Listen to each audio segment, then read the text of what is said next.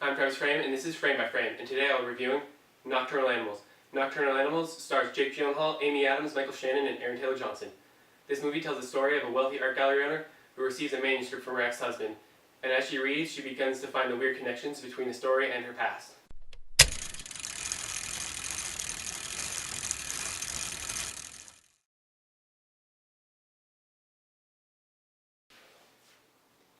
So I have mixed feelings about Nocturnal Animals. There are many things I like and many things I don't.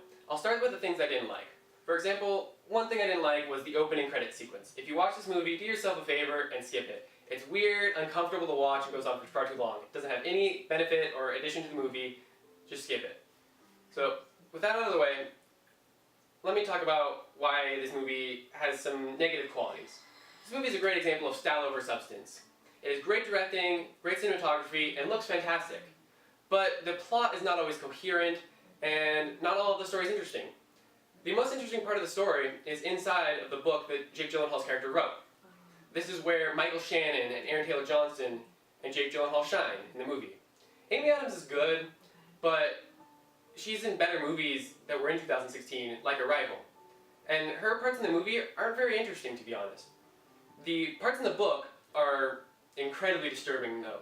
They are very strange and unique, and I'll give the movie that. It's a very unique movie. But sometimes it's too ambitious and can get a little weird, like too weird. The acting is very good, as I said.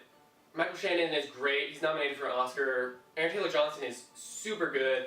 He plays this disgusting, vile character, and in other movies he's nothing like this, and so it's very interesting to see him in this just role that just makes him just such an evil character. And I was skeptical when I saw him win the Golden Globe, but now I can understand why. Jake Gyllenhaal, as in most of his movies, is fantastic. And Amy Adams doesn't do a bad job. It's not her best role. So, I liked this movie overall. There were parts I didn't like, but overall I was left a little bit unsatisfied. I enjoyed it, but it wasn't fulfilling like other movies that I enjoy, like Nightcrawler and Prisoners. I found those far better than this. I expected to like this about the same level as I like those, and maybe that wasn't right of me, but I was kind of let down by this movie. And I was sad that this movie that's so unique was not as good as I wanted it to be. It's not bad, it's not mediocre, it's definitely above average. It's a pretty good movie, but it's not fantastic, like Nightcrawler or Prisoners.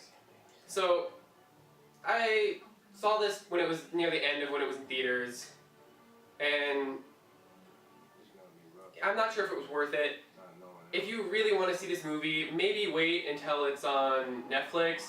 It might be worth renting if you really want to see it. Because, as I said, it's not a bad movie. It's pretty good.